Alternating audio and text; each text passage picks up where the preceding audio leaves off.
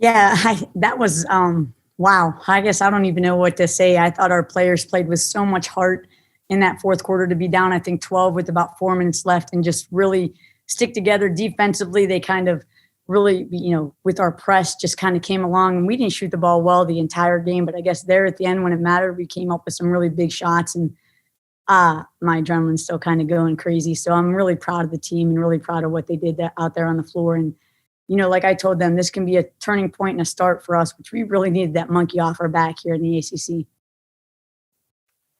That will open up for questions. Just a reminder, raise your digital hand. We'll start with Dan.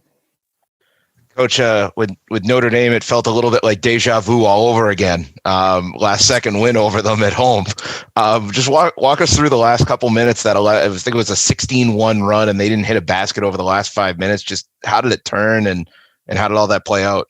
Yeah, I think it's going to sound weird when I say this, but we learned a lot from that NC State game at home where they came back and they beat us with, where we were up a lot. So I think we now don't ever feel like we're out of a game because they showed us how to not feel like that. So we kind of took a page out of their book. And so every time out, I kind of had that confidence in them because they were like, yeah, we're going to do this.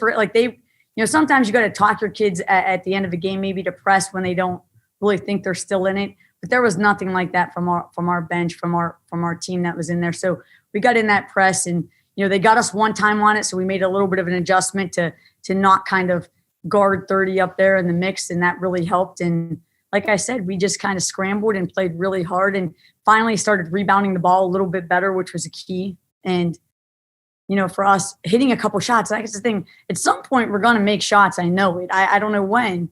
And I thought just holding them to 22 points in that, third and fourth quarter is pretty impressive for a team that's so offensively gifted like Notre Dame. So I was proud of our second half defense. Our first half defense, we looked like we were sleeping a little bit. So for us, the end of the game was just people stepping up and playing hard and making big shots. We'll go next to Asa. Hey, Coach. What can you say about Michaela's performance starting off slow in the first half, then all those huge buckets at the end of the game? I mean, all you can say is basically my favorite word. She was just gritty, right? So, in the first half, you could see I even thought you could see her confidence was a little bit down. She was kind of not making maybe the best plays defensively. And then offensively, she's used to making shots and she wasn't really hitting. And so she looked just a little disheveled in the second half. Boy, she came in and even at the start of the second half, I wasn't sure. She still looked a little bit like, I don't know. But she's that kind of kid, she's a junior now and she wants to have that role of being someone they can count on. And she really proved herself tonight. We'll go back to Dan.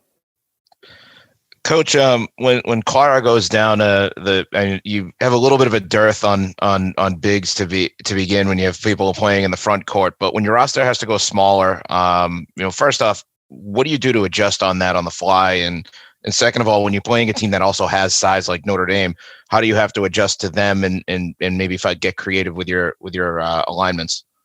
Right. Well, I think, T-Sol can play big. Jalen Batts can play big. They're still small. So you're right. We have to just really be willing to sacrifice the sprinting into help and then closing out really well. Luckily for us, some of Notre Dame's bigs do like to kind of surf the perimeters. That helped us having that size disadvantage. And I thought Allie Van Timmeren, when she was in there, tried. But again, that's where you can really take advantage a lot of times of true freshmen. And for her, she's really not even, she's basically like a young high schooler when she gets is defensively, it is a tough adjustment because, last month in high school, she was able just to use her body and her physicality, but now you have to be able to move and use your quickness and kind of get up the lane. You can no longer just play behind people. So I thought that she's going to continue to grow up every play. And I thought that both Jalen and T-Sol played really big. And I was really proud of them. And I thought our guards really in that second half sprinted in and out of help. It was, they really moved well. And I thought their guards, Notre Dame does a great job of posting up their guards. And finally our guards started to adjust that in the second half. In the first half, it almost looked like we didn't have a scout.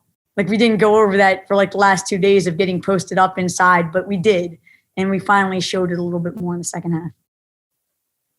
Go ahead, Dan. You mentioned Allie, and I've actually wanted to ask you about this because I don't even know if strange is the right word because she's like you said, she might as well be a high school senior at this point for playing in high school last month. What goes into that? Like, what goes into having someone matriculate early and someone who's, I think they said on the broadcast, she's still only 17 and everything that goes into it, because it's so unique. I don't even know how to like describe that. It's unique, and to be honest, she's a unique young woman. I mean, she's one of those players that she exudes confidence. So she doesn't really let the pressure of the game get to her. She's a coach's daughter. So she's her IQ is really out the roof, which is how she could pick up everything that we do so quickly.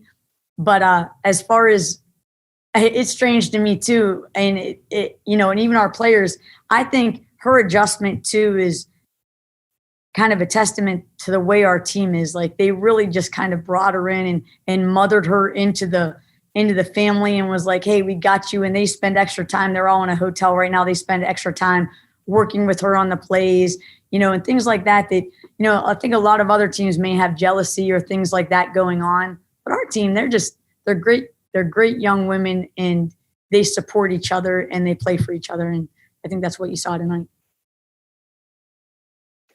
Go back to Asa.